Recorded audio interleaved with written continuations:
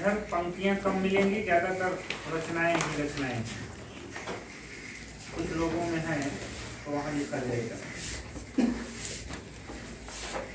भारत भूषण अग्रवाल 1919 से 1975 मथुरा।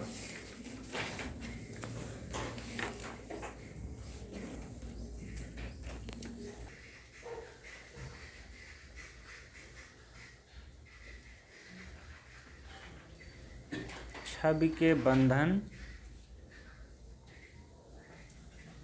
1941 प्रथम काव्य संग्रह।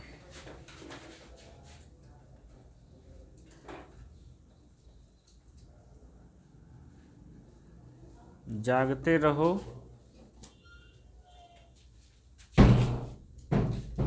छवि के बंधन 1941 प्रथम काव्य संग्रह। जागते रहो 1942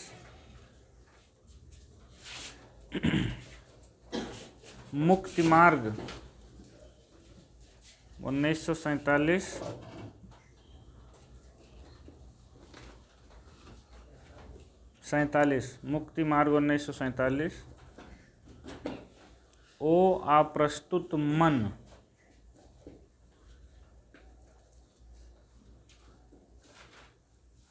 1959।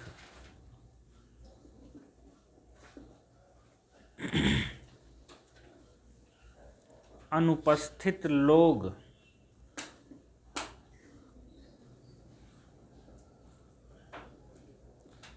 1965।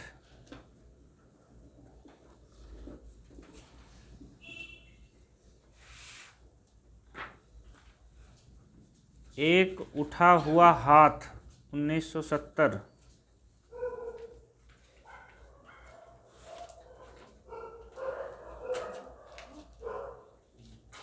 एक उठा हुआ हाथ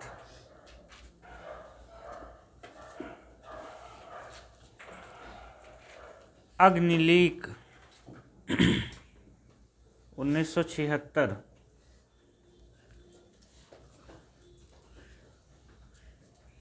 अग्निलीक कई बार पूछा गया है। उसके आगे लिखिए राम कथा पर आधारित काव्य नाटक है। अभी राम कथा पर आधारित सारी रचनाएं इकट्ठा करेंगे हम। अग्निलीक लिखिए राम कथा पर आधारित काव्य नाट या गीत नाट भी इसे ही कहते हैं। आप लिख करके लिख दीजिए।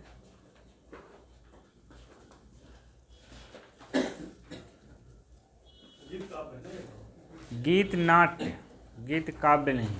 चाहे इसे काव्य नाटक कहें चाहे गीत नाट्य कहें। जैसे अंधा युग है, ठीक, एक कंठ विस्पाई है, ये सारी रचनाएं उसी में जाती हैं। उतना उगता हुआ सूरज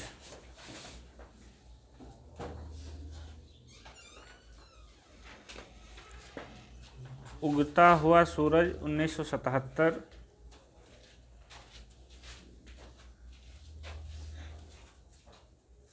उतना बस सूरज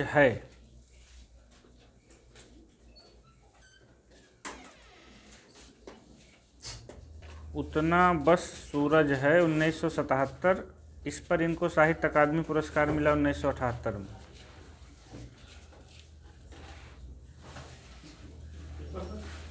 उतना बस सूरज है 1977, साहित्य अकादमी पुरस्कार मिला 1978 में।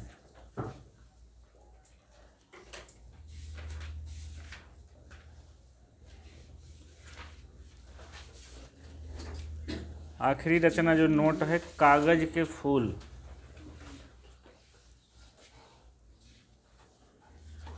उसके आगे लिख दीजिए नोट जानने के लिए कमल के फूल भवानी प्रसाद मिश्र के हैं और कागज के फूल इनका है।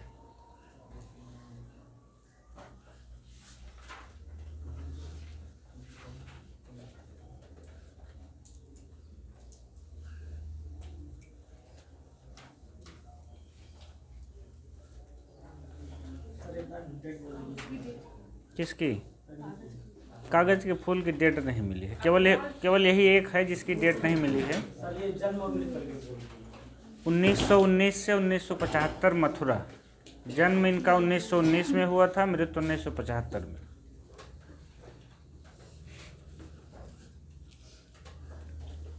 भारत भूषण अग्रवाल से ज़्यादातर देखिए रचनाएं ही इधर पीछे जितना प्रयोगवाद के बाद आएंगे तो कुछ ही लोग हैं, जैसे धर्मवीर भारती हुए, केदारनाथ सिंह हुए, कुछ ही लोग हैं कि जिनकी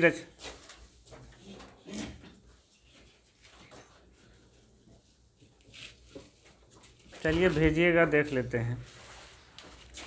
सुधीर का कहना है कि उतना वह सूरज है, हम उतना बस सूरज लिखे हैं, तो हम लोग इसको देखते हैं तभी बदलते हैं। ठीक, अगले लेखक हैं प्रभाकर माचवे।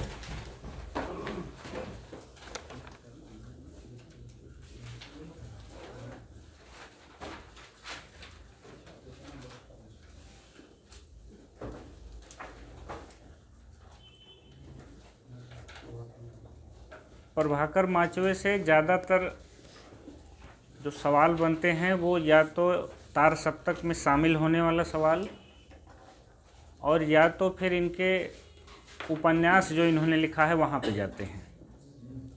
काव्य में इनके सवाल कम आते हैं। 5-6 रचनाएं लिखी हैं, लिख लीजिए। मेपल, मेपल मेपल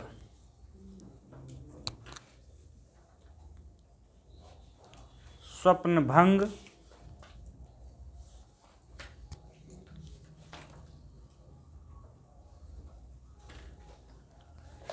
अनुक्षण, मेपल, स्वप्नभंग, अनुक्षण, तेल की पकौड़ियाँ,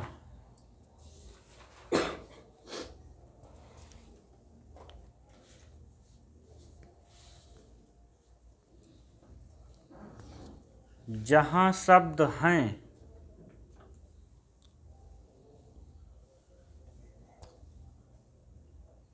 बाद में इनका 88 में एक आया है प्रबंध काव्य है विश्वकर्मा। विश्वकर्मा लिख के आगे लिख दीजिए प्रबंध काव्य है।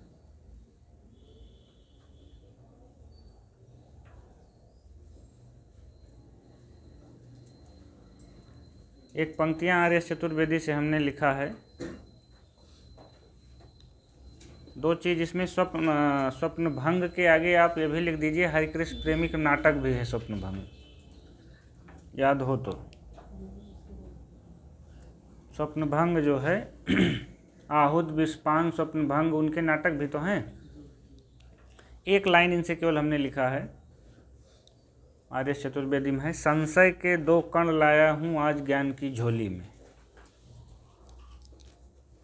इन्हीं की एक पंक्ति लिख लीजिए, संशय के 2 कण लाया हूँ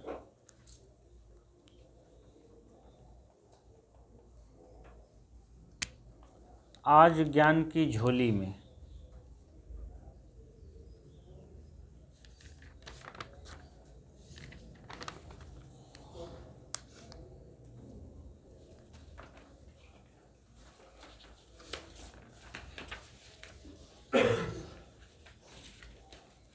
अगली रचनाकार हैं शकुंत माथुर।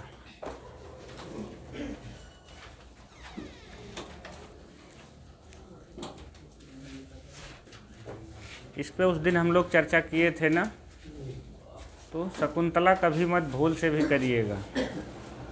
शकुंत माथुर 1922 से 2004, दिल्ली।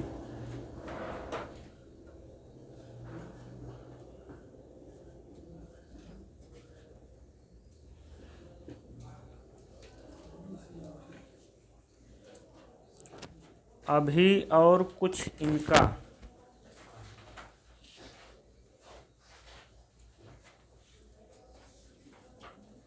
अभी और कुछ इनका,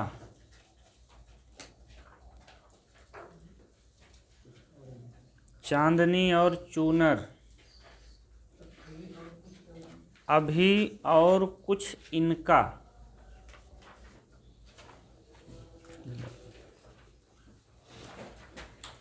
चांदनी और चूनर, सुनसान गाड़ी,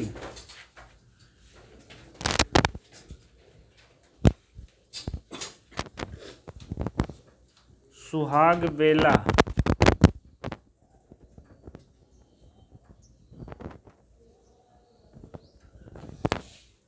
दोपहरी,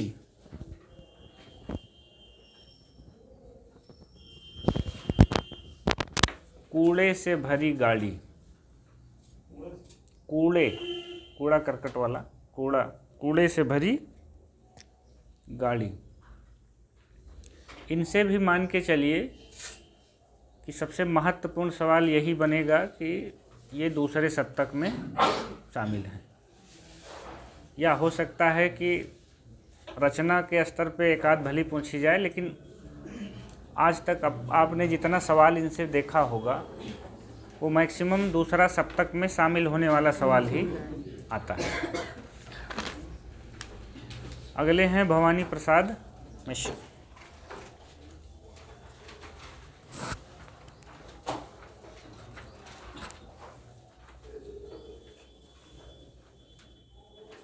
उन्नीस सौ 13 से 1985, 85।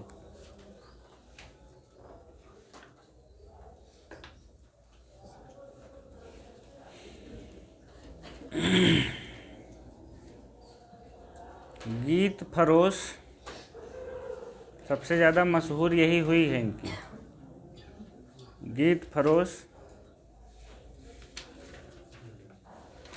1956। कुछ जगह इसकी डेट दूसरी मिली है, लेकिन मुझे 56 दिख रही थी।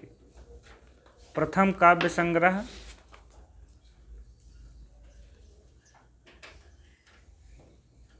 प्रसिद्ध आज की व्यवसाय वृत्ति पर, ऐसा लिखिए। प्रथम काव्य संग्रह हो गया, उसके बाद अगला पॉइंट लिखिए आज की व्यवसाय वृत्ति पर प्रसिद्ध व्यंग्य कविता। इसी की लाइन है, जी हाँ हुजूर मैं गीत बेचता हूँ, रकम रकम के गीत बेचता हूँ। अभी आगे आपको लिखना होगा आज की व्यवसाय वृत्ति पर प्रसिद्ध व्यंग्य कविता।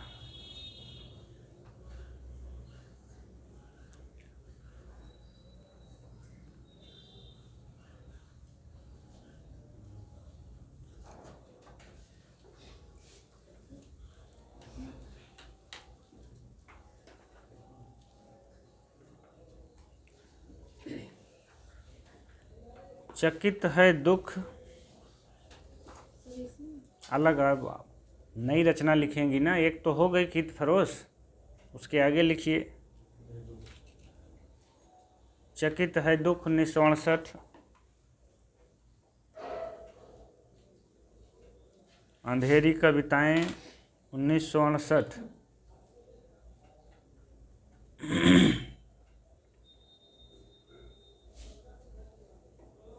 गांधी पंचसती,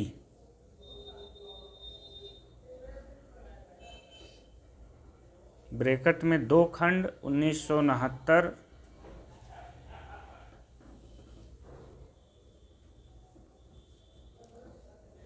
उसके आगे लिखिए खंड काव्य।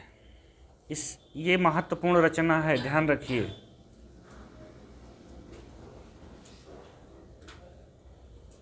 गांधी पंचसती 2 खंड 1969 खंड काव्य। उसके आगे उसी में लिखना है अभी गांधी के जन्म शती, मतलब ये गांधी का जन्म शताब्दी वर्ष भी था। गांधी के जन्म शती के अवसर पर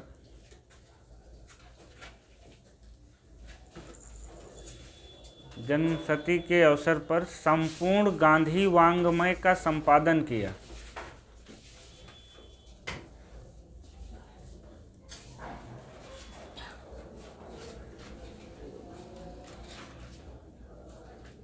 गांधी जन्मशती के अवसर पर संपूर्ण गांधी वाङ्मय का संपादन किया। इसीलिए आगे आएंगे देखेंगे कि इनको कविता का गांधी ही कहा गया।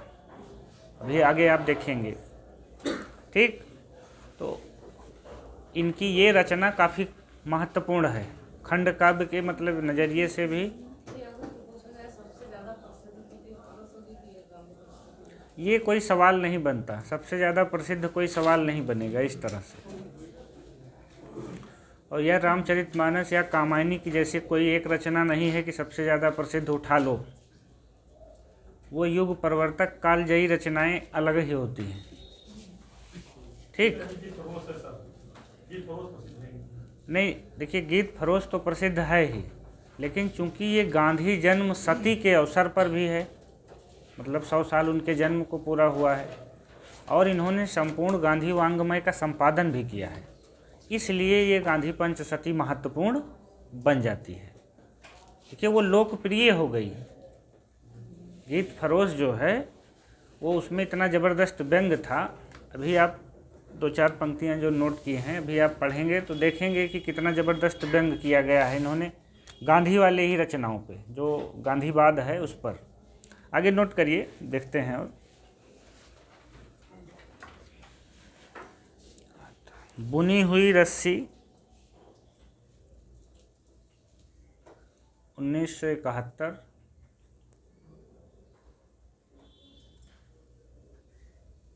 1972 में इस पर साहित्य अकादमी पुरस्कार मिला।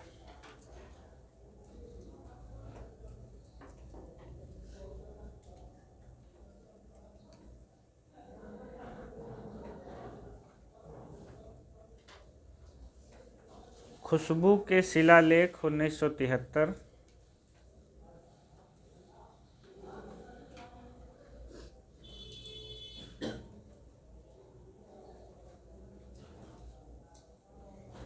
व्यक्तिगत 1974,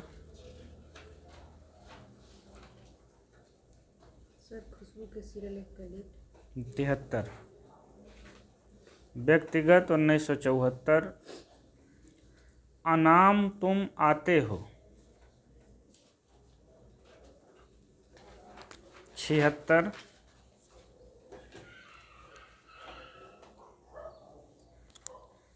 त्रिकाल संध्या 76, इसके आगे लिख दीजिए आपातकालीन व्यंग कविताओं का संग्रह है। मतलब जब भारत में आपातकाल लागू था उस दौरान लिखी गई कविताओं का संग्रह है। आपातकालीन व्यंग कविताओं का संग्रह है। परिवर्तन जिए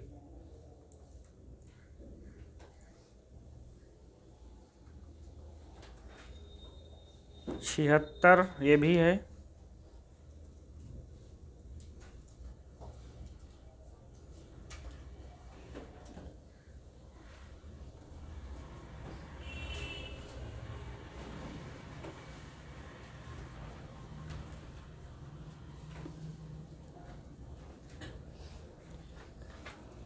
कालजयी 1980, ये भी इनकी बहुत पूछी जाने वाली रचना है। आज ये रचना ये बहुत पूछी जाती है। उसके आगे लिखिए अशोक के जीवन पर आधारित खंड काव्य है। कालजयी 1980, अशोक के जीवन पर आधारित खंड काव्य को अंडरलाइन कर दीजिएगा। और आगे आप जानने के लिए लिख सकते हैं आत्मजयी कुंवर नारायण। तो दोनों मिलती जुलती रचनाएं हैं, दोनों खंड काव्य हैं, दोनों चर्चित हैं, दोनों पूछी जाती हैं।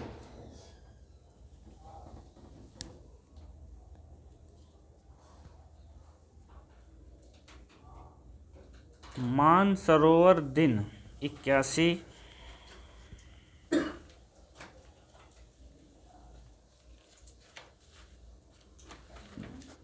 मानसरोवर दिन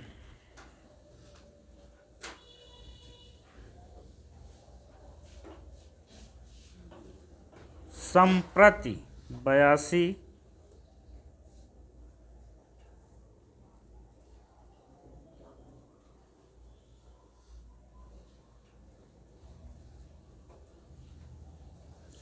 नीली रेखा तक 84,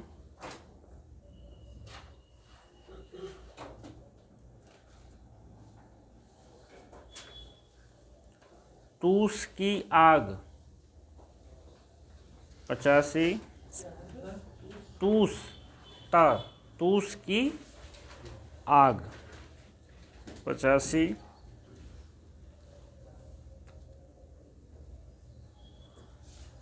ये मेरे कोहरे हैं। 93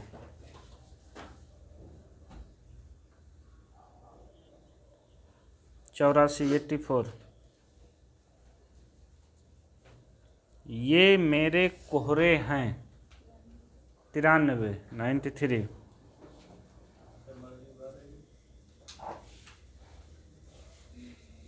हाँ लग तो यही रहा है। इदम ना मम 98 अभी कुछ ऐसी हैं जिनकी डेट नहीं मिली है। ये मेरे कोहरे हैं 93 इदम ना मम 98। अब 2-4 और हैं जिनकी डेट नहीं मिली। उसमें है सतपुड़ा के जंगल,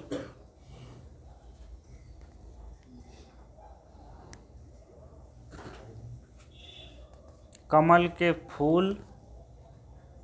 अभी आपने लिखा था कागज के फूल ना, वहाँ भी लिखा था सतपुड़ा के जंगल, कमल के फूल, वाणी की दीनता।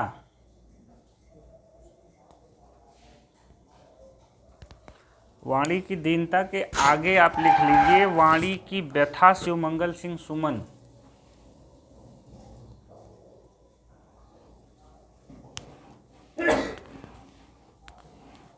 टूटने का सुख।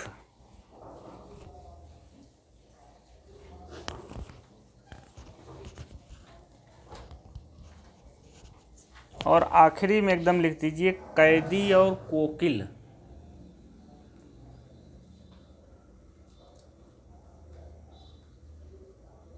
अब कैदी और कोकिल के आगे 3 रचनाएं मिलती जुलती हैं जिसमें कैदी शब्द आया है, पूछी जाती हैं। तो कैदी और कोकिल के आगे लिखिए कैदी और कोकिला,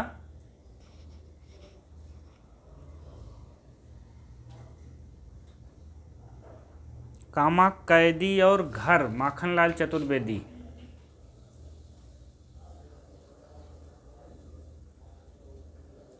कैदी और कोकिला, कैदी और घर माखनलाल चतुर्वेदी। कैदी की पत्नी राम वृक्ष बेनीपुरी, ये पूछी गई रचना है। कैदी की पत्नी पूछी गई थी।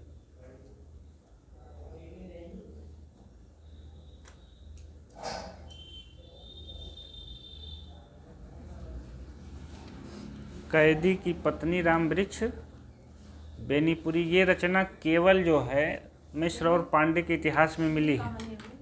क्या नहीं, कहानी नहीं है, ये गद्य में ही किसी विधा की रचना है। मिश्र और पांडे की किताब में मिली थी, इतना मुझे याद है। और ये टीजीटी या कहीं पूछी गई थी। जहाँ भी पूछी गई हो, मुझे दोनों चीज़ याद है कि ये मिश्र और पांडे की किताब को छोड़ के कहीं मिली भी नहीं थी। या तो केवल साल पेपर में मिली थी या तो वहाँ मिली थी।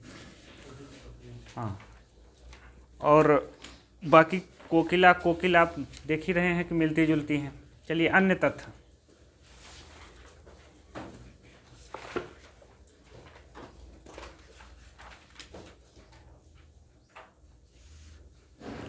लिखिए भवानी प्रसाद मिश्र, पहला पॉइंट। भवानी प्रसाद मिश्र कर्मवीर में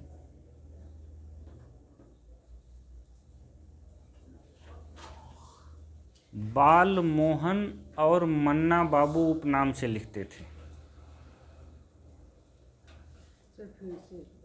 मिश्र जी कर्मवीर पत्र में बाल मोहन और मन्ना बाबू उपनाम से कविता लिखते थे।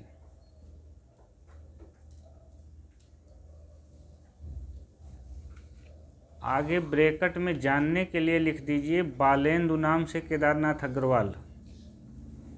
आपने वहाँ लिखा है केदारनाथ अग्रवाल को, लेकिन बालेंद्र और बालमोहन मिलता जुलता है।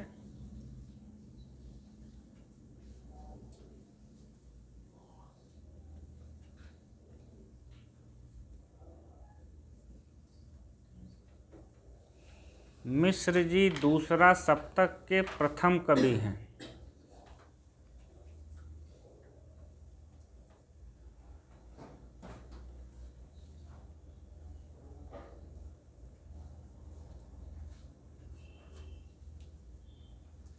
मिश्र जी ने कल्पना और गगनांचल, मिश्र जी ने कल्पना और गगनांचल नामक पत्र का संपादन भी किया था।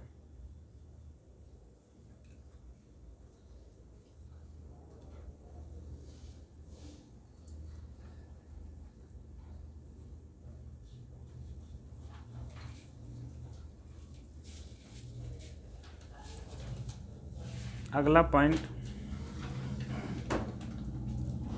मिश्र जी को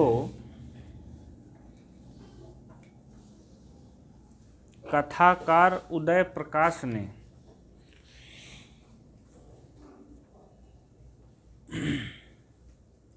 अबूतर कबूतर रात में हारमोनियम, अबाबिल की उड़ान, हाँ, पीली छतरी वाली लड़की, कथाकार उदय प्रकाश ने कविता का गांधी कहा है।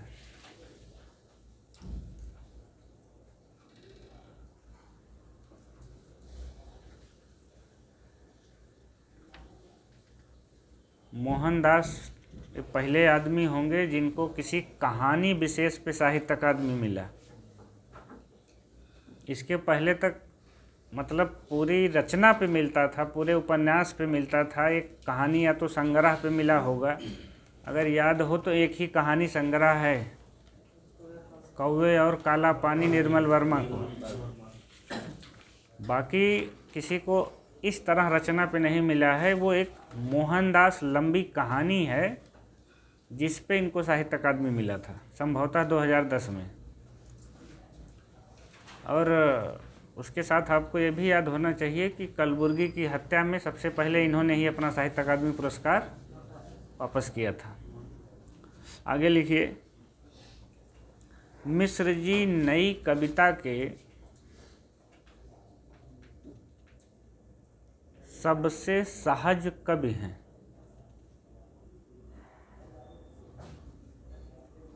मिश्र जी नई कविता के सबसे सहज कवि हैं। इन्हें तरल अनुभूति, इन्हें तरल अनुभूति और साफ गोई का कवि कहा जाता है।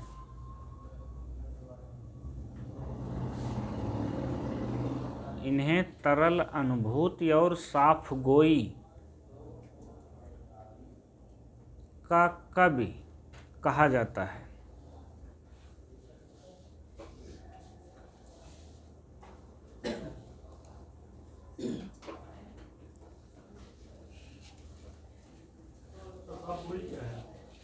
हम भी यही सोच रहे थे कोई पूछे तब बताएं।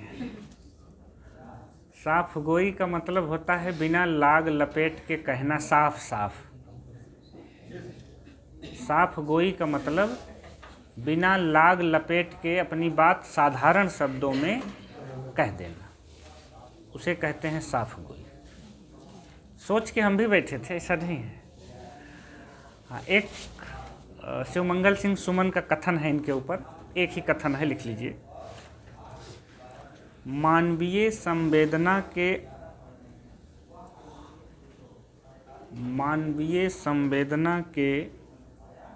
ऐसे धनी, मानवीय संवेदना के ऐसे धनी बड़ी तपस्या से किसी राष्ट्र को उपलब्ध होते हैं।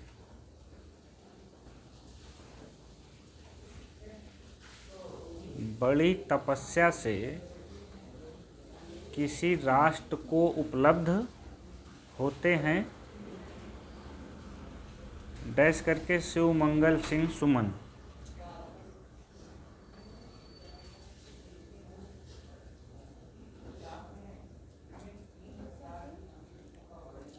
तपस्या से किसी राष्ट्र को उपलब्ध होते हैं।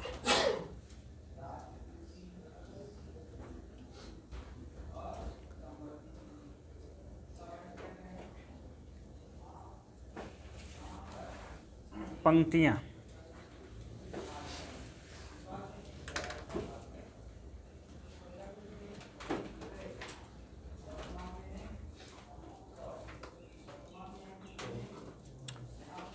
पहली पंक्ति वही लिखिए, जी हाँ हुजूर मैं गीत बेचता हूँ।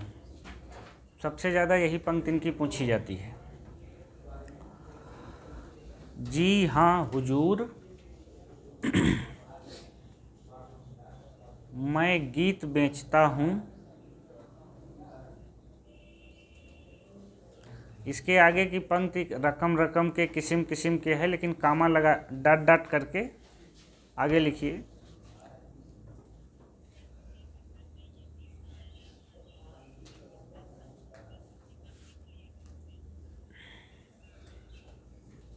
वो तो ऑप्शन देख के निर्भर करेगा कि कब गीत क्यों बेचता है। ऑप्शन आप ग्रुप पे भेजिएगा, हम लोग देखेंगे उसको। उसके आगे लिखिए डॉट डॉट करके। इनका सवाल था कि नेट के पेपर में आया था कि जी हाँ हुजूर मैं गीत बेचता हूँ, तो उसमें सवाल ये था कि कब गीत क्यों बेचता है। तो ये तो सवाल ऑप्शन देख के निर्भर करेगा कि भाई गीत क्यों बेचता है। तो व्यंग किया गया है, सब वर्तमान नहीं, व्यंग नहीं है, ये सच्चाई भी है। जो कविता का मूल वो है। आप ये समझिए कि काव्य प्रयोजन में काव्य यशसे अर्थ कृते व्यवहार विदेशीवेतर छतय। तो पहला प्रयोजन यश है, लेकिन तुरंत दूसरा अर्थ है। तो कविता को तो बेचना पड़ेगा ही। उस आखिर कवि भी तो एक सामाजिक प्राणी है। रोटी कपड़ा मकान की ज़रूरत उसे भी तो है। हाँ, बेचने वाली जहाँ बात आई, हाँ, जब समाज में उसके मूल्य को नहीं आंका गया, उसे वो स्थान नहीं दिया गया, तो मजबूरी में वो अपना कविता बेच रहा है। व्यंग के साथ साथ काव्य प्रयोजन में आप मम्मट का काव्य प्रयोजन याद करिए कि काव्य यश से अर्थ कृते व्यवहार विदेशीवेतर छतय। तो यश पहला काव्य प्रयोजन है, दूसरा काव्य प्रयोजन अर्थ है, धन है। और धन की समस्या सबके साथ है, वो चाहे कवि हो चाहे जो भी हो, जो भी लेखक हो। अच्छी चीज़ें सभी जगह मिल जाएंगी। कामायनी को छोड़ के, राम की शक्ति पूजा को छोड़ के कोई सिलेबस नहीं बन सकता। ठीक, आगे चलिए। मतलब डॉट डॉट करिए। इन दिनों की कब दोहरा धंधा है, उसी में इन दिनों की कब दोहरा धंधा है, कामा दोनों चीजें व्यस्त कलम धंधा।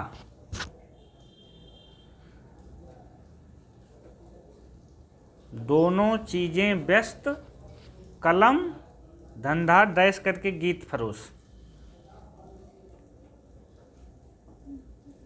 निराला भी कहते हैं कि जाना तो अर्थो गमो पाए, पर रहा सदा संकुचित काय। लखकर अनर्थ आर्थिक पथ पर, हारता रहा मैं स्वार्थ समर। ये समस्या तो लगभग सबकी रहती है। अगली लाइन बड़े काम की है आप लोगों के। लिखिए, जिस तरह हम बोलते हैं उस तरह तू लिख।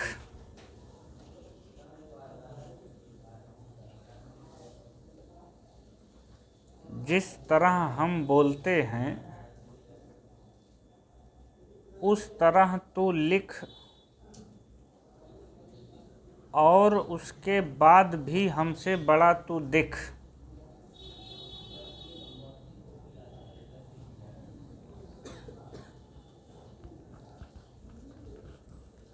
जिस तरह हम बोलते हैं उस तरह तू लिख, और उसके बाद भी हमसे बड़ा तू दिख।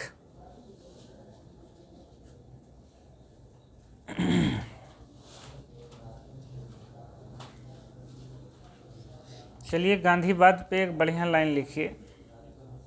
बैठ कर खादी की गादी पर, कितना बढ़िया व्यंग है इसमें, देखिए।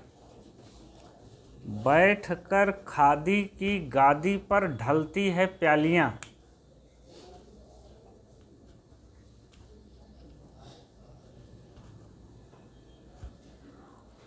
बैठ कर खादी की गादी पर ढलती हैं प्यालियां, आप लिख करिए। और जब चढ़ जाता है नशा,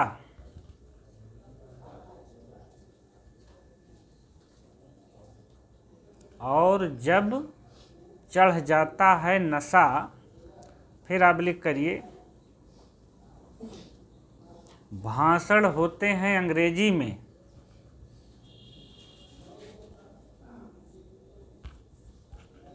और जब चढ़ जाता है नशा, कामा या आबलिक, भाषण होते हैं अंग्रेजी में, फिर आबलिक या कामा, गांधी पर जोर जोर से बजती हैं तालियां,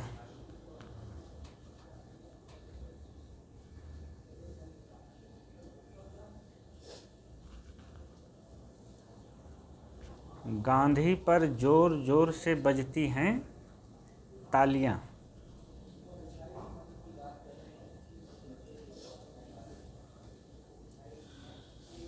अगला, बड़ी अच्छी अच्छी पंक्तियां हैं।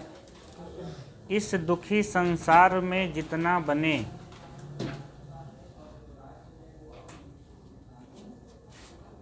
इस दुखी संसार में जितना बने, हम सुख लुटा दें।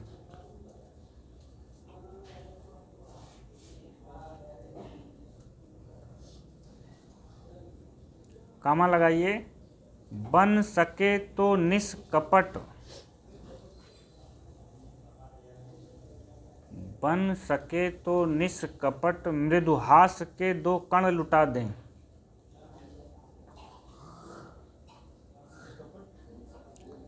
बन सके तो निष्कपट मृदुहास के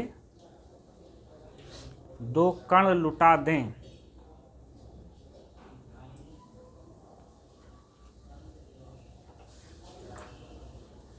आखिरी लाइन लिख लीजिए। नई है, नई। माटी के पुतलों को शेर कर दिया,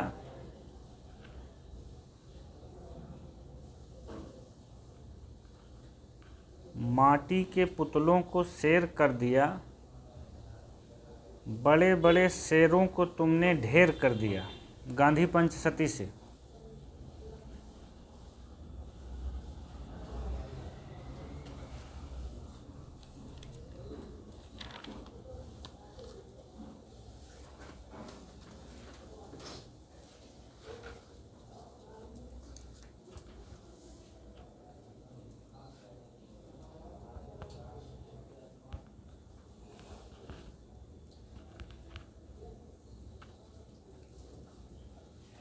नरेश मेहता।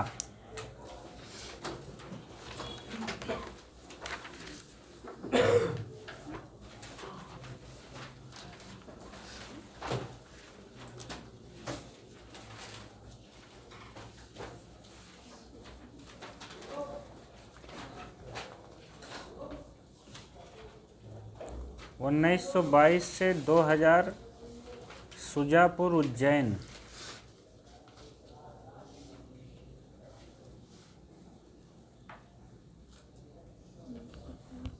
1922 से 2000, सुजापुर उज्जैन। श्योपुर उज्जैन किसका था?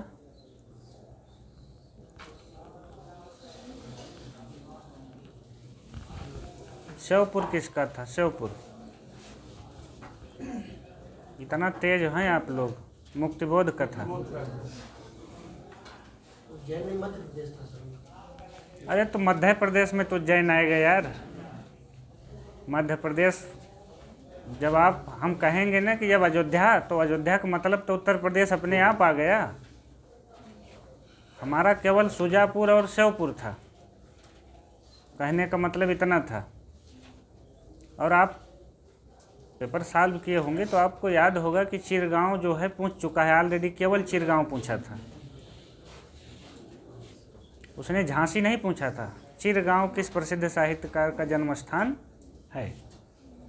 तो ये लोग चर्चित लोग हैं भाई। नरेश मेहता को न जानिए लेकिन मुक्तिबोध को जानिए। मुक्तिबोध ऐसे कवि हैं जिनको छोड़ के कोई भी परीक्षा, कोई भी सिलेबस बन ही नहीं सकता। अंधेरे में इस्पाती दस्तावेज है स्वतंत्रता पूर्व और स्वतंत्रता पश्चात के इतिहास का। तो उन लोगों से जुड़ी हुई कोई भी छोटी से छोटी जानकारी भी अपने आप में बहुत महत्वपूर्ण है। लिखिए आगे।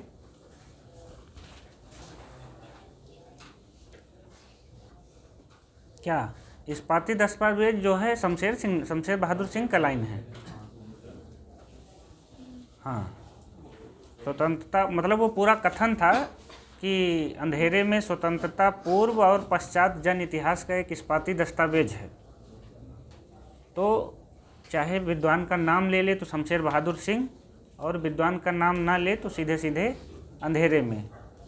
मतलब कई सारे कथन थे। अंधेरे में उत्तर औपनिवेशिक महाकाव्य है राजेश जोशी का था। अंधेरे में उनकी एक क्लासिकल कृति है विश्वनाथ त्रिपाठी का था। तो इस तरह से उस पर जो 5-7 कथन थे, मुझे लगता है 1-2 दिन पढ़ाना छोड़ के जितने लिखाए हैं सुनना शुरू कर दें। हैं? सुनना पड़ेगा। इतना मेहनत से ला के लिखाने क्या फ़ायदा जब आप उससे याद ही नहीं कर पाएंगे, उसका लाभ ही नहीं ले पाएंगे। तो है, चलिए लिखते हैं रचनाएं। वन पाखी सुनो,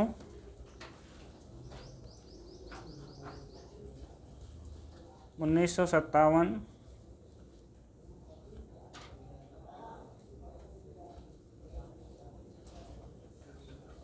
बोलने दो चीड़ को,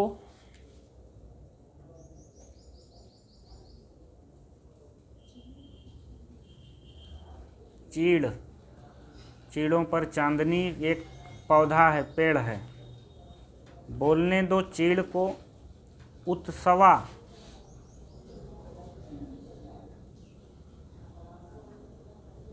मेरा समर्पित एकांत,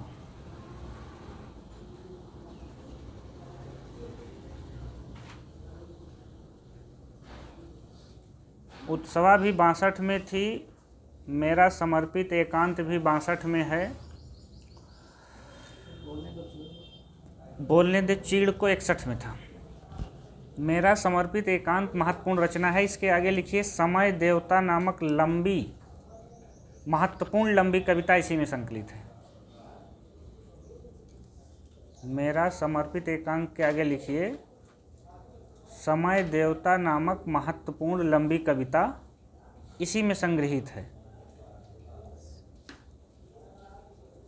अब चाहे तो आप ना लिखें लेकिन जान जरूर लें, साहित्य देवता माखनलाल चतुर्वेदी का है। अगला लिखिए संशय की एक रात, 1962।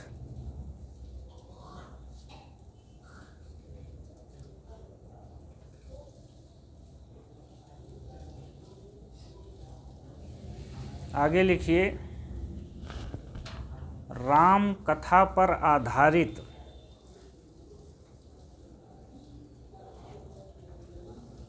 खंड काव्य या लंबी कविता है। ये इसकी गणना दोनों में होती है। जैसे राम की शक्ति पूजा वो तुलसीदास है, वो खंड काव्य भी है और लंबी कविता का उदाहरण भी है। राम कथा पर आधारित खंड काव्य या लंबी कविता है। 65 हो गया।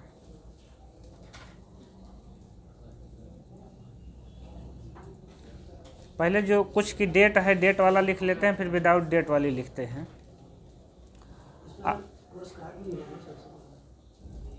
पुरस्कार इस पे नहीं मिला है, अरण्या पे मिला है साहित्य अकादमी। मंगला प्रसाद पारदर्शी।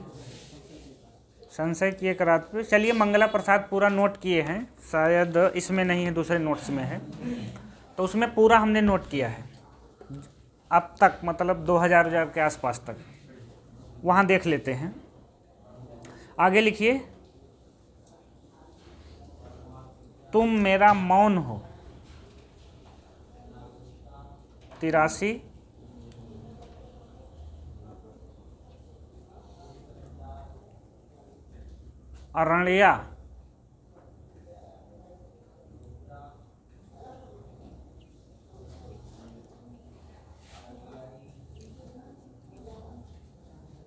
अरण्या 1985, इस पर 1988 में साहित्य अकादमी पुरस्कार मिला।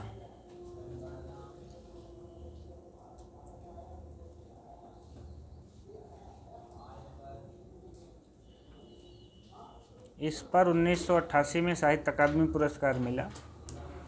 आगे अरण्य लिख दीजिए। अरण्य निर्मल वर्मा का उपन्यास है। केवल आ की मात्रा हटेगी, रचना बदल जाएगी। अरण्य किसका पर्यायवाची है? जंगल का, वन का। तो अरण्या इनका हो गया, और अरण्य निर्मल वर्मा का उपन्यास है। 85 में एक रचना और है, प्रार्थना पुरुष।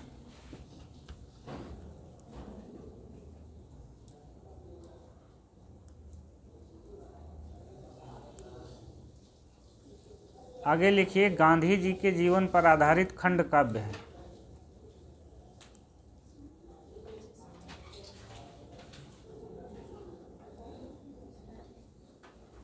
गांधी जी के जीवन पर आधारित खंड काव्य है।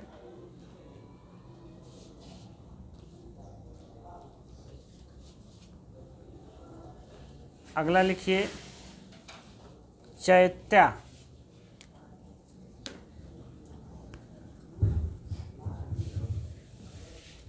ये हमको लगता है संकलित रचना है, बाद में हमको मिली थी। चैत्या 93,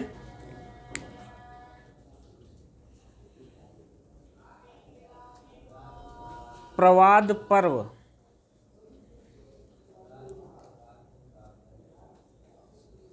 अब जिनकी डेट नहीं मिली है उसको आगे लिखिए, प्रवाद पर्व।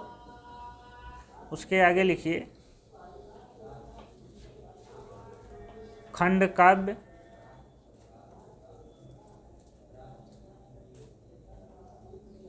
यह सीता के लोकापवाद।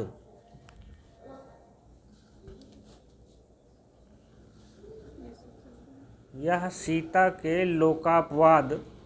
लोकापवाद का मतलब जो वही घर से उनको बाहर किया गया था। लोकापवाद की घटना को आधार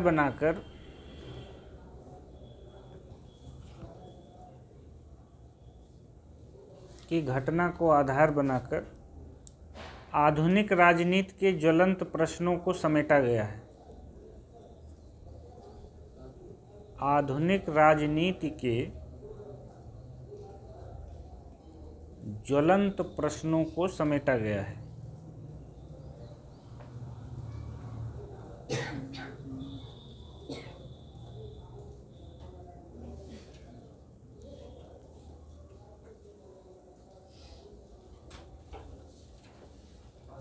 अगला, गांधी गाथा।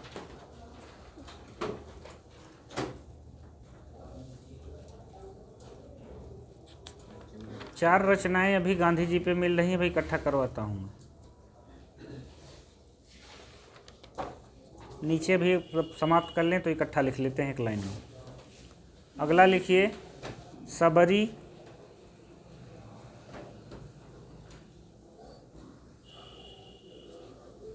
राम कथा पर आधारित प्रबंध काव्य।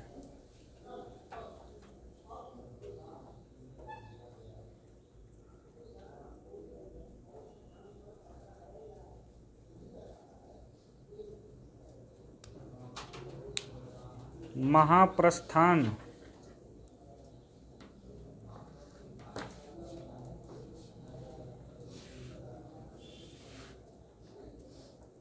महाभारत के धर्मराज की नैतिकता पर लिखा गया प्रबंध काव्य है। महाभारत के धर्मराज की नैतिकता पर लिखा गया प्रबंध काव्य है।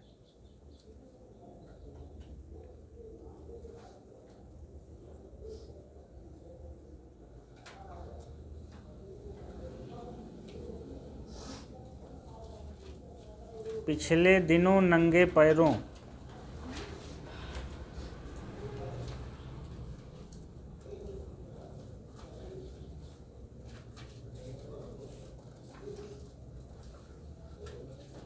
आखिर समुद्र से तात्पर्य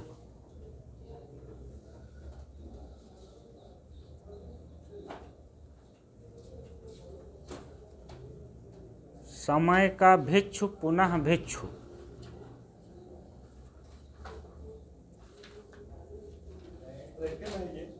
हाँ, एक में ही समय का भिक्षु पुनः भिक्षु।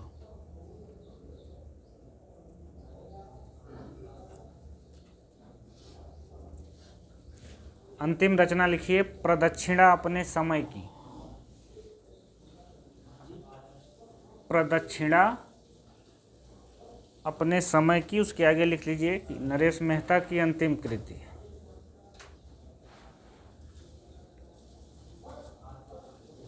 प्रदक्षिणा अपने समय की, आगे लिख दीजिए नरेश मेहता की अंतिम कृति है।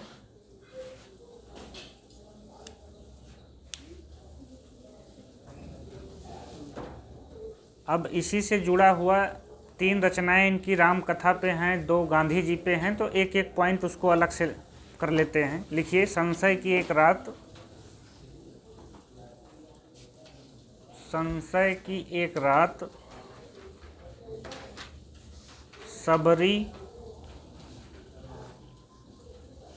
और प्रवाद पर्व में।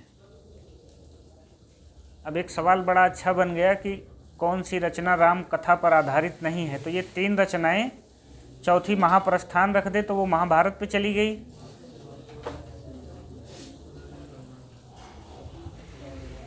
संशय की एक रात, सबरी और प्रवाद पर्व में राम कथा परंपरा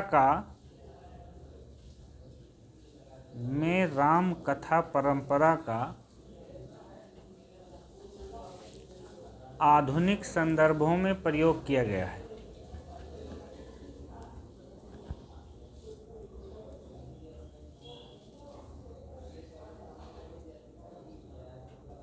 में राम कथा परंपरा का आधुनिक संदर्भों में प्रयोग किया गया है। यहाँ इसके लिए भी तैयार रहिए कि इनकी कौन सी रचना राम कथा पर आधारित नहीं है। तो चौथा ऑप्शन महाप्रस्थान रखना है, कुछ रख दे वो। अगला लिखिए, गांधी गाथा प्रार्थना पुरुष नरेश मेहता।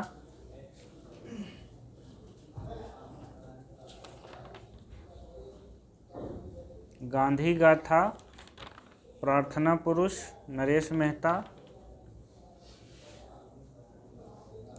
गांधी पंचसती भवानी प्रसाद मिश्र।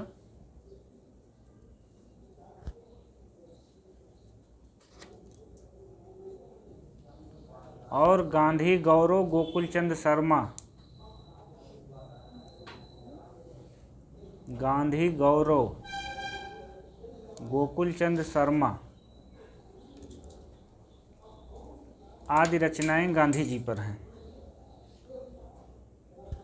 मतलब गांधी पंचसती हो गई, गांधी गाथा, प्रार्थना पुरुष और गांधी गौरव इकट्ठा हो गई ना।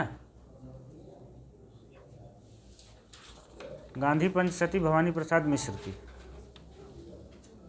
प्रार्थना पुरुष गांधी गाथा नरेश मेहता, गांधी पंचसती भवानी प्रसाद मिश्र, गांधी गौरव गोकुलचंद शर्मा।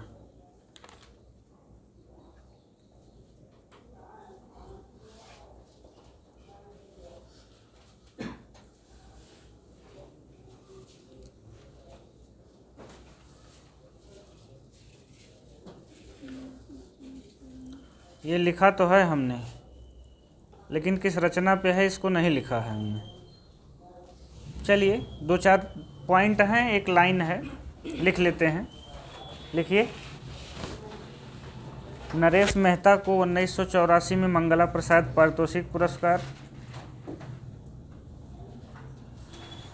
एक ही लाइन में इनको 4 पुरस्कार मिले हैं, चारों लिख देते हैं।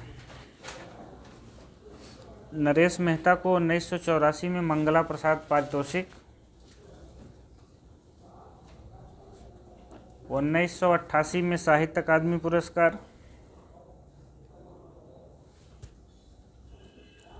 1990 में भारत भारती,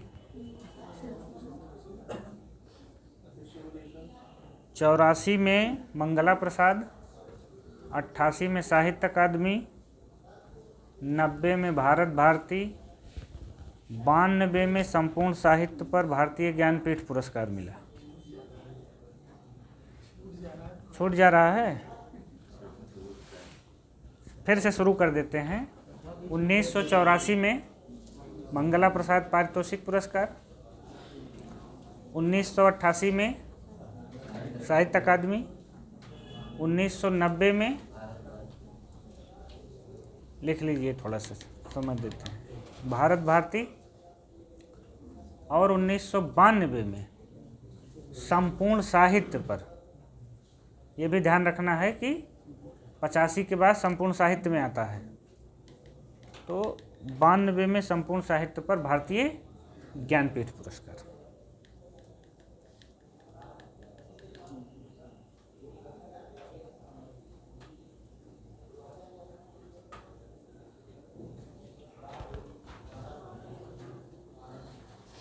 अगला 2-3 पॉइंट और हैं। नरेश मेहता की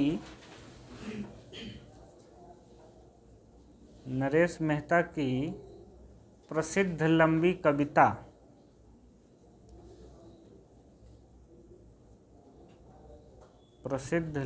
कविता समय देवता में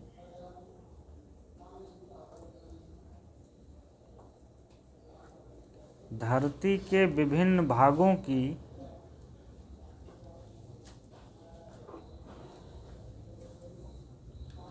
सांस्कृतिक राजनीतिक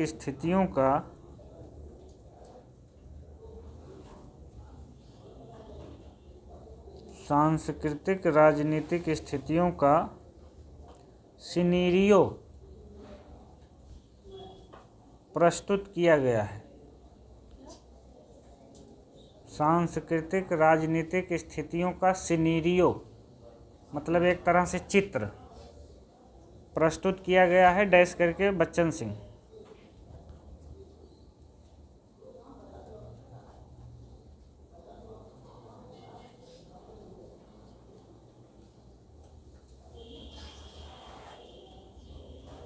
अगला पॉइंट, नरेश मेहता ने स्वयं की लंबी कविता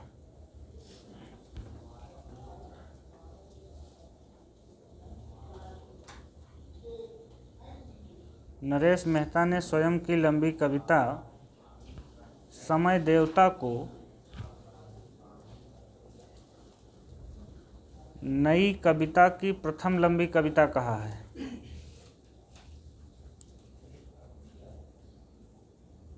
एक लाइन इनकी याद आ रही लेकिन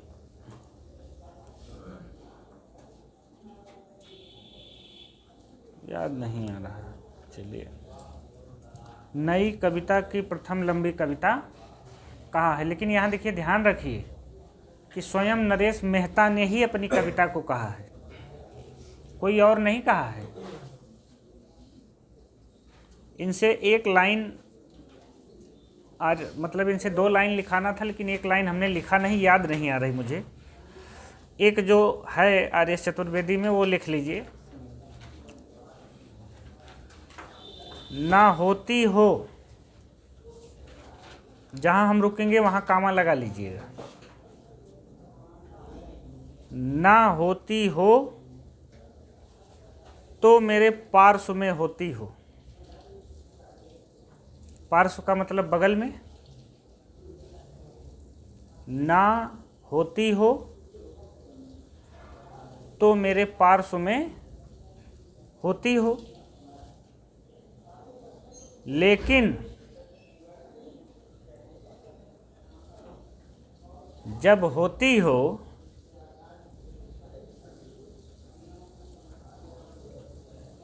तो ना जाने कहाँ होती हो। लेकिन जब होती हो तो न जाने कहाँ होती हो।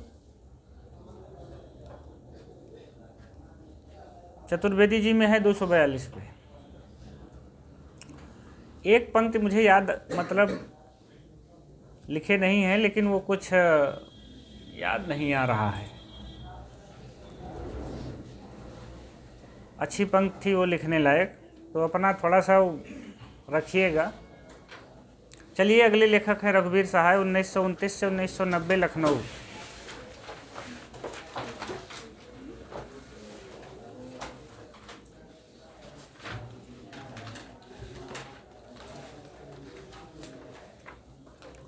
उन्नीस सौ 29 से 1990, बड़ा अच्छा काम किए हैं। 5 ही रचना लिखे हैं। हम लोगों को पढ़ने लिखने के लिए थोड़ा सुविधा है। रघुवीर सहाय 1929 से 1990, लखनऊ। 5 ही रचनाएं हैं इनकी। सीढ़ियों पर धूप में 1960,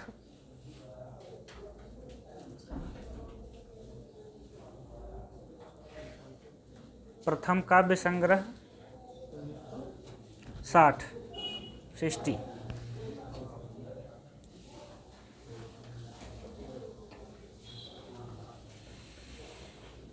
आत्महत्या के विरुद्ध 1967,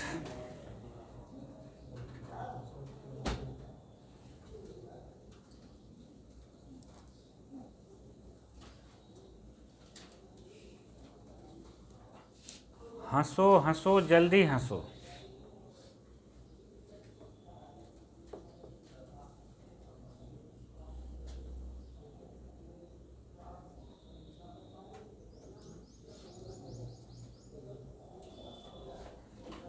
उन्नीस सौ 75।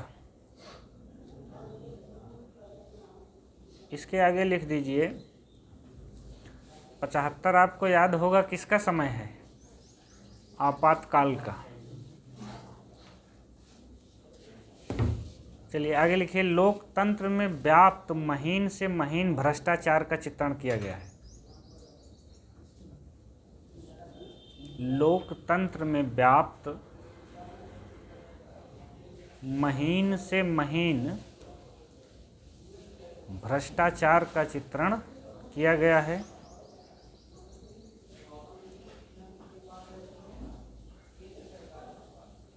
चौथी रचना है लोग भूल गए हैं।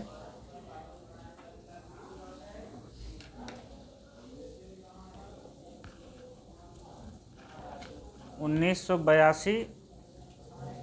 1984 में साहित्य अकादमी पुरस्कार मिला।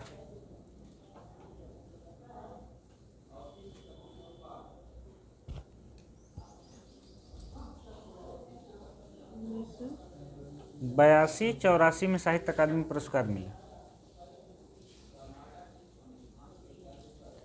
कुछ पते कुछ चिट्ठियां,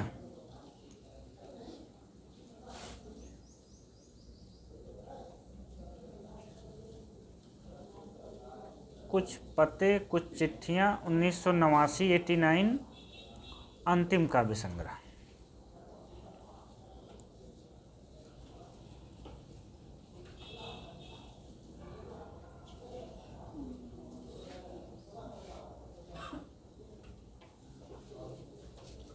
प्रसिद्ध कविताएं,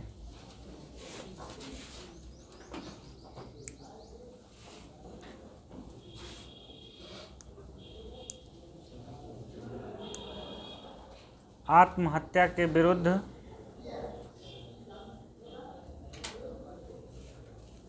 इसके आगे लिखिए, इसका मुख्य पात्र मुसद्दी लाल है। आत्महत्या के विरुद्ध इनकी बहुत चर्चित कविता है रामदास की हत्या।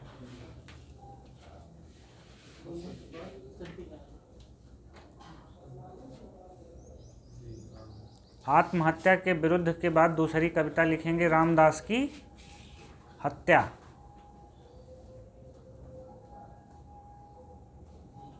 अगले इलाहाबाद यूनिवर्सिटी सिलेबस में है अधिनायक। राष्ट्रगीत में भला कौन सा भाग्य विधाता है, समझ गए हो। चलिए आगे लिखिए। बड़ा हो रहा,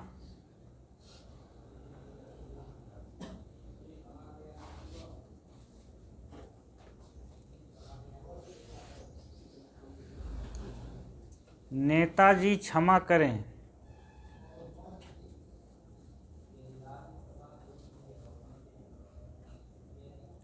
भीड़ में मैकू और मैं,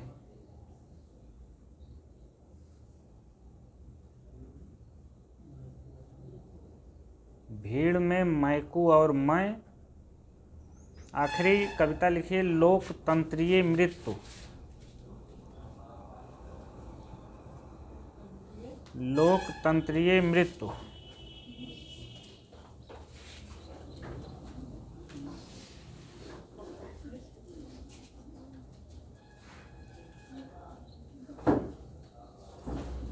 चलिए कुछ पॉइंट लिखते हैं।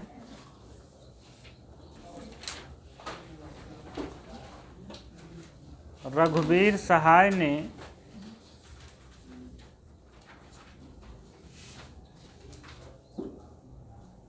प्रतीक, दिनमान, प्रतीक, दिनमान, कल्पना और नवभारत टाइम्स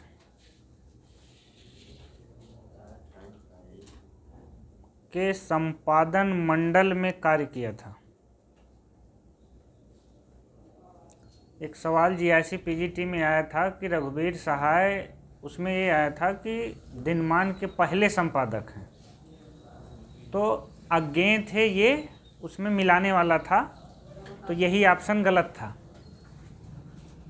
ठीक, वहाँ पहले पूछ लिया था, तो ये पहले नहीं थे, मतलब थे तो, लेकिन ये पहले नहीं थे। बस अगला पॉइंट, बच्चन सिंह ने रघुवीर को पॉलिटिकल कवि कहा है।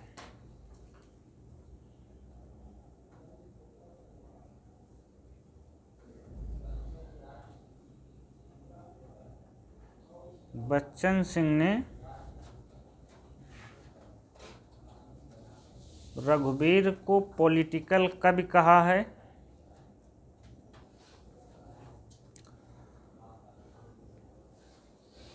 प्रयोग कलात्मक अनुभव का क्षण है रघुवीर सहाय।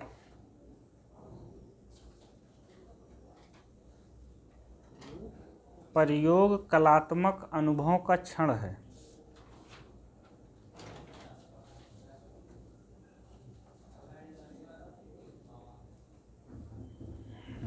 रघुवीर सहाय के गद्य को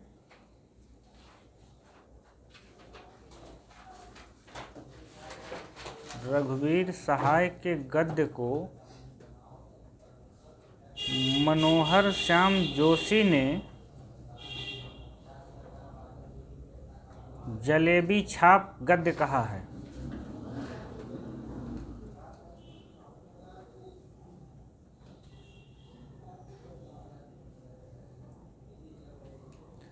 वैसे तो ये एक पॉइंट है, नाटक में लिखवाना था, लेकिन यहाँ भी लिख दे रहे हैं, लिख दीजिए आप लोग। रघुवीर सहाय ने शेक्सपियर के नाटक में लिखते, लेकिन यहाँ भी लिख दीजिए। रघुवीर सहाय ने शेक्सपियर के नाटक मैकबेथ का वर्णम वन नाम से अनुवाद किया।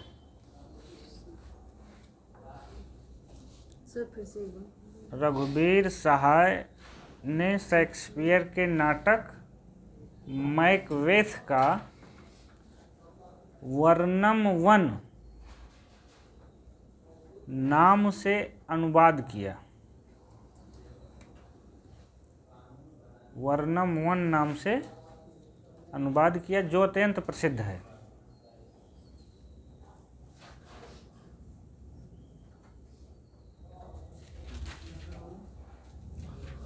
जो अत्यंत प्रसिद्ध है। पंक्तियाँ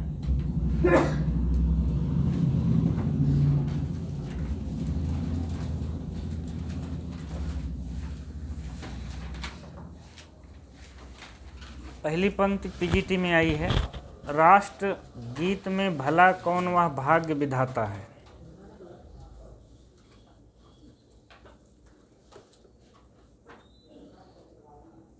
राष्ट्र गीत में भला कौन वह भारत भाग्य है।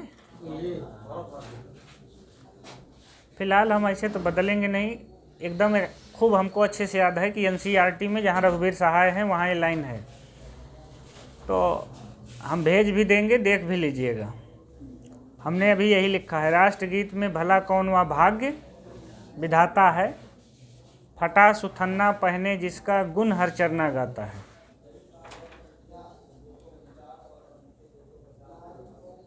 फटा सुथन्ना पहने जिसका गुण हर चरना गाता है, डैश करके अधिनायक कविता का नाम है और आत्महत्या के विरुद्ध में ये संग्रहित है।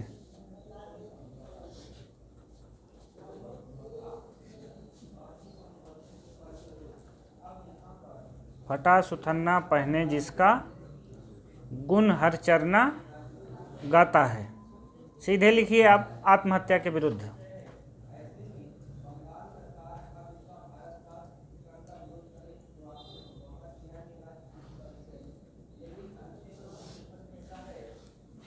अगली लाइन, मैं अपनी एक मूर्ति बनाता हूँ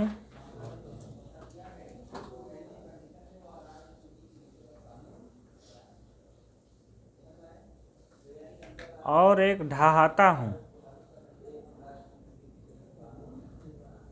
मैं अपनी एक मूर्ति बनाता हूँ और एक ढहाता हूँ और आप कहते हैं कि कविता की है।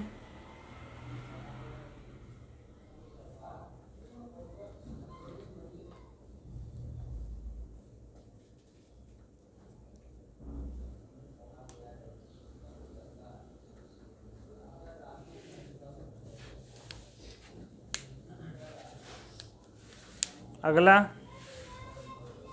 पढ़िए गीता बनिए सीता,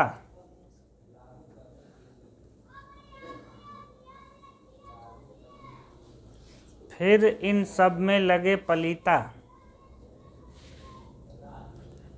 पढ़िए गीता बनिए सीता, फिर इस सब में लगे पलीता।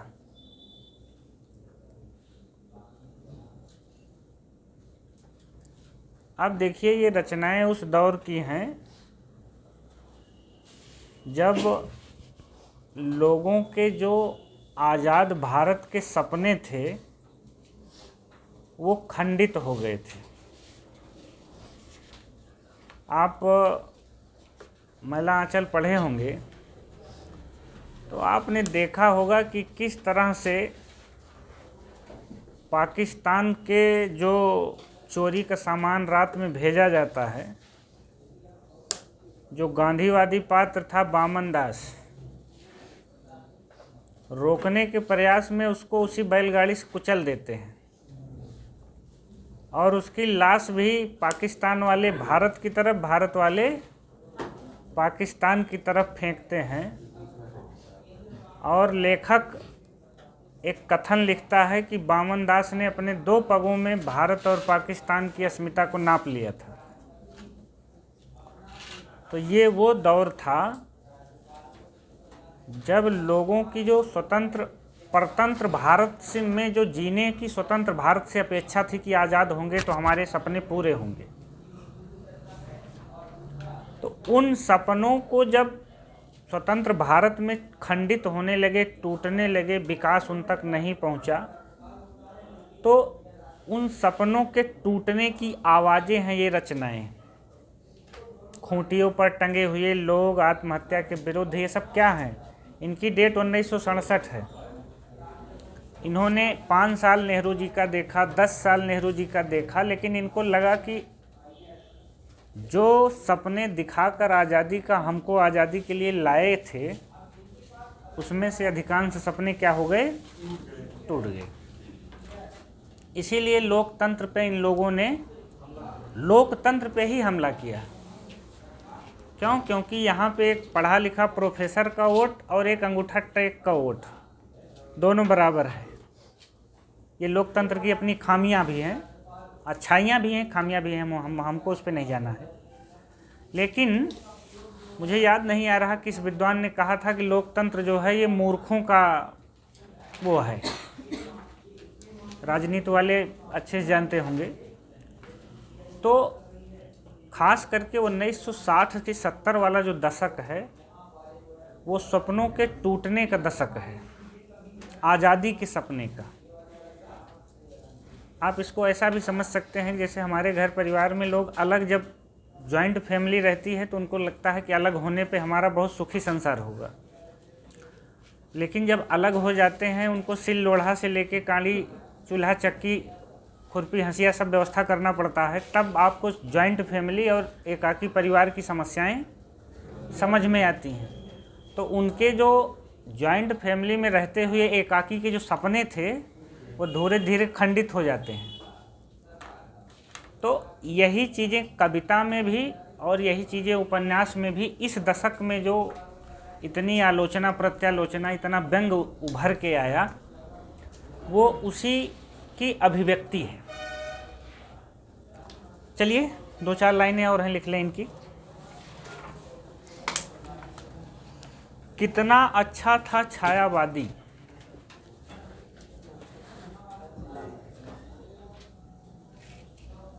कितना अच्छा था छायावादी, एक दुख लेकर वह गान देता था।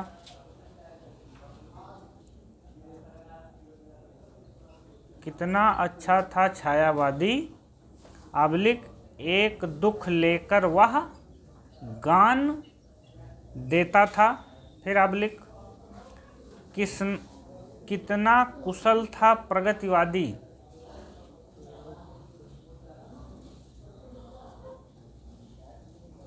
हर दुख को पहचान लेता था।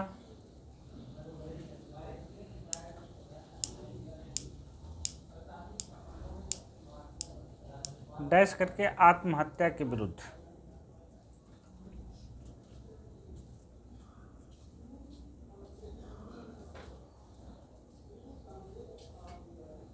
आखिरी पंक्तियां लिखिए। यदि आप प्यार कर सकते हैं तो,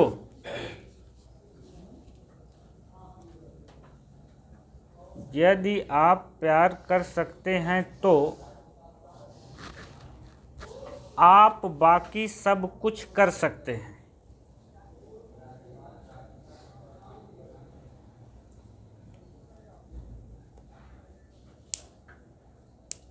आप बाकी सब कुछ कर सकते हैं।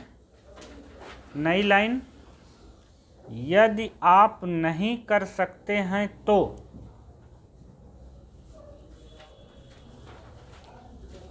यदि आप नहीं कर सकते हैं तो आप खुश रहिए,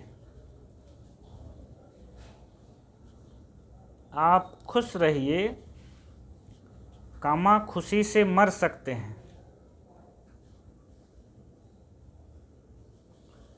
बच्चन सिंह के आधुनिक वाले में 286 है ये। तो आप खुश रहिए, आप खुशी से मर सकते हैं।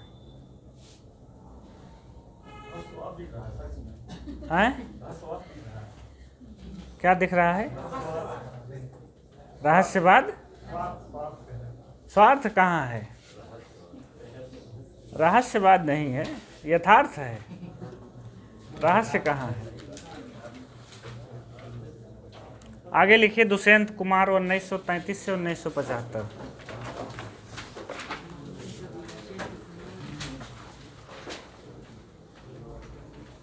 अगर साहित्य समाज का दर्पण है तो ये रचना भी समाज के किसी हिस्से के हो प्रतिबिंबित करती है। सर यहाँ तक जो है प्रयोगवाद की कविता देखिए प्रयोगवाद कब नई कविता में घुल मिल गया, इसको आप डिवाइड नहीं कर सकते हो। इसीलिए हमने प्रयोगवाद, नई कविता, जितने कविता आंदोलन थे सब इकट्ठा ले लिया। आप प्रयोगवाद को केवल तार सप्तक तक आप जानिए, तार सप्तक तक आप सीमित करिए प्रयोगवाद को। लेकिन उसकी उम्र कितनी थी? 36 से 42-43 तक। तो कोई भी कविता आंदोलन 6-7 साल में बस ये था, उसमें आप ऐसे समझिए कि वही प्रयोगवादी कवि अपने को वाद से हटाकर जब व्यापक कर लिए तो नई कविता के कवि हो गए। जब किसी वाद में बंधे थे तो प्रयोगवाद के थे। आप देखिए 1964 में मृत्यु होती है मैथिली शरण गुप्त की, ठीक। तो उनकी विष्णु प्रिया और उधर की रचनाएं सब नई उसमें आती हैं। पंत की चिदम्बरा देखिए, कला और बूढ़ा चांद 1959 में आता है, उसको देखिए। तो केवल वो विचारधारा का अंतर होता है, समझ रहे हैं। जैसे द्विवेदी युग की समय सीमा 18 साल मानी गई, लेकिन मैथिली शरण गुप्त ने करीब 38-40 साल तक कविता लिखी है।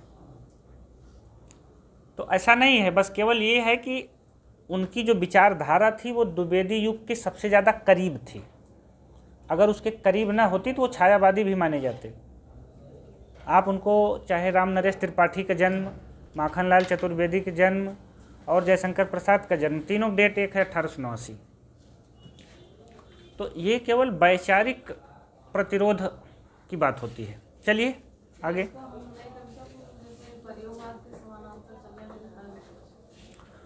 नई कविता को आप प्रयोगवाद का अगला चरण कहिए, समानांतर न कहिए। प्रयोगवाद का अगला चरण जो है, जब देखिए सवाल क्या था कि जहाँ वाद जुड़ गया, सिद्धांत जुड़ गया, वहाँ आप किसी एक से जुड़ गए। और किसी एक से जुड़ने का मतलब आपकी विचारधारा संकुचित हो गई। आपको अगर नई कविता को वो लाइन याद हो कि आर.एस. चतुर्वेदी ने कहा था कि नई कविता व्यापक जीवन की कविता है, संपूर्ण जीवन की, नई कविता संपूर्ण जीवन की कविता है। तो कहीं ना कहीं जो संपूर्ण जीवन था वो प्रयोगवाद में समाहित नहीं हो रहा था। इसीलिए जब तक वो वाद में फंसे थे तब तक प्रयोगवाद के थे। जब उन्होंने संपूर्ण जीवन को ले लिया तो वही कवि सब सारे क्या हो गए? नई कविता कवि हो गए, ठीक।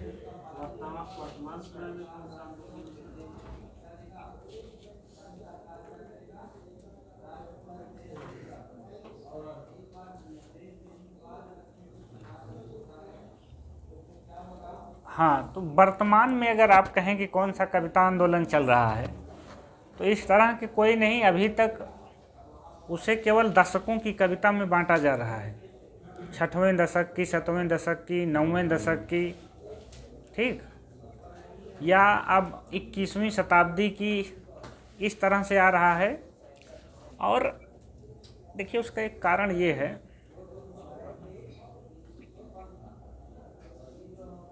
अनिल कुमार बंद करिए भाई। तो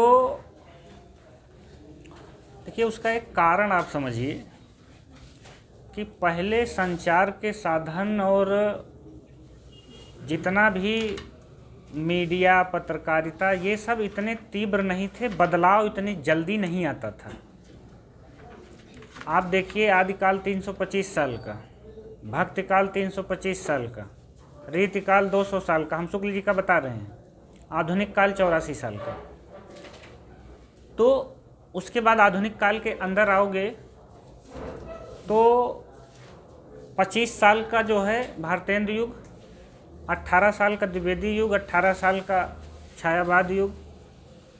ये कम से कम एक बात तो सिद्ध कर रहा है कि अब हमारे जीवन में जो सामाजिक सांस्कृतिक बदलाव हो रहा है वो बहुत तीव्र गति से हो रहा है। इतने संचार के साधन हैं कि 1 मिनट में खबर जो है वो दुनिया के हर कोने में, हर हाथ में चली जाती है। तो अब उस तरह का कोई कविता आंदोलन नहीं चल सकता कि केवल एक ही वाद में लोग बंधे रहें। अब जितने टाइप के लेखक हैं सबकी अपनी अपनी अलग अलग विचारधारा है। कुछ मार्क्सवाद से जुड़े हैं, कुछ मान लीजिए कि मार्क्सवाद को छोड़ दीजिए स्वतंत्र विचारधारा से हैं, कुछ पाश्चात्य से जुड़े हुए हैं, कुछ जैसे यहाँ के एक समस्या ये भी है ना कि प्रेमचंद के समय में राजनीति के आगे चलने वाला था तो आज राजनीति के पीछे चलने वाला हो गया है। तो बहुत सारे लोग मौसमी कवि हैं, मौसम देख के रचनाएं लिखेंगे, किसका मौसम चल रहा है, कहाँ से हमको पुरस्कार मिल सकता है, कहाँ से हमको बड़ा पद मिल सकता है साहित्य अकादमी में या कहीं भी किसी भी अच्छी संस्था में। तो इस तरह के आंदोलन आज के इस तीव्र जो संप्रेषण का समय है उसमें संभव नहीं है। ठीक, आगे चलिए इसको लिख के बस पूरा करते हैं। 1933 से 1975 हैं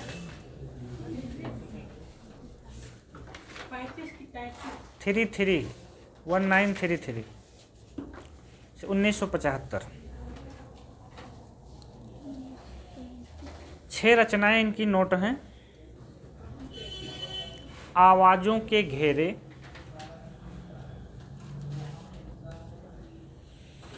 अच्छा उसके ऊपर दूसरा लिखना था लेकिन चलिए। सूर्य का स्वागत,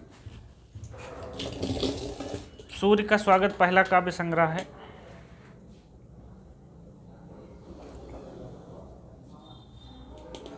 इनकी 2 ही रचनाएं सबसे मशहूर हैं। उसमें से पहली है एक कंठ बिस्पाई, 1963 गीत नाट्य है। सूर्य का स्वागत, आवाज़ों के घेरे। तीसरी है एक कंठ बिस्पाई, 1963 गीत नाट्य है। इसमें क्या है उसको हम 3 लाइन नीचे लिखे हैं तो अलग से लिखवाते हैं कि एक कंठ बिस्पाई क्या है। चौथी रचना जो बहुत पूछी जाती है वो है साये में धूप, 1975।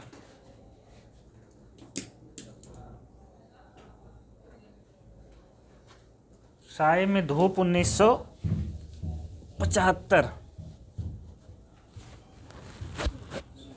इसके आगे लिखिए हिंदी में गजल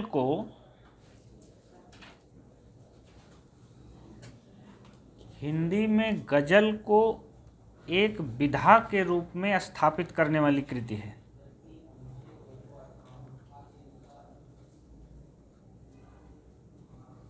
हिंदी में गजल को एक विधा के रूप में स्थापित करने वाली कृति है। अगली रचना जलते हुए सावन का वसंत,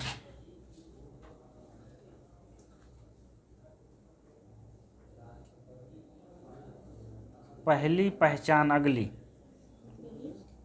जलते हुए सावन का वसंत और आखिरी है पहली पहचान। इसमें आप ये जान लीजिए कि यही दोनों मतलब साये में धूप और एक कंठ बिस्पाई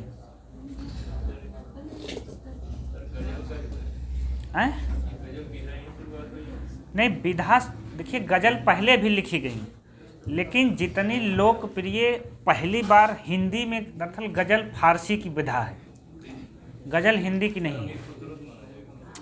देखिए हिंदी में एक विधा के रूप में बात हो रही है कि स्थापित करने, सबसे पहले हमने कहा गजलों में जो रवानी, जो चलतापन होता है, जो गजलों के अंदर की उसकी खासियत है, इनके पहले हिंदी में किसी ने नहीं उतार पाया। उतनी मशहूर हिंदी में गज़लें और किसी की नहीं हो पाई। उसके बाद कई सारे नाम आए, अदम गोडवानी और कई लोग हैं, लेकिन नहीं तो सर्वप्रथम जोड़ेंगे ना। यहाँ एक विधा के रूप की बात हो रही है कि हिंदी की, अब जैसे हिंदी में आप कहानी, उपन्यास, नाटक पढ़ते हैं वैसे गज़ल भी एक विधा हो गई है, भले वो फारसी की है। चलिए एक कंठ विस्पाई पे 3-4 लाइन है, लिख लीजिए। एक कंठ विस्पाई क्या है? लिखिए, एक कंठ विस्पाई की कथा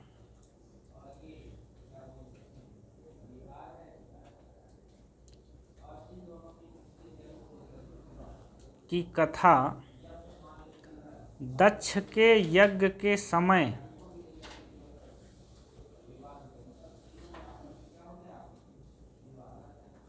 एक कंठ विस्पाई की कथा दक्ष के ना करिए, दक्ष यज्ञ के समय, मतलब एक के हटाना है बस। दक्ष यज्ञ के समय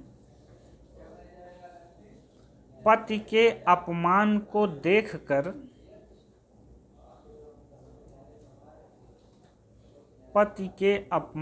देखकर सती के दग्ध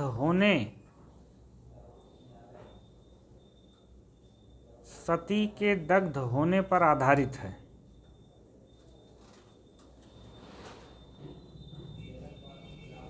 सती के दग्ध होने पर आधारित है। आगे उसी में सती दाह के समाचार से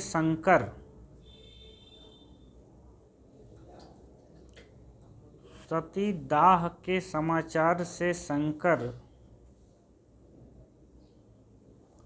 देवताओं से युद्ध करने के लिए तैयार हो जाते हैं।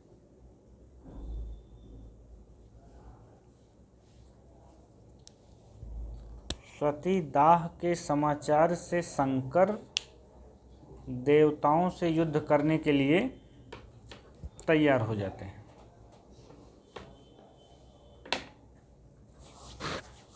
रामानंद।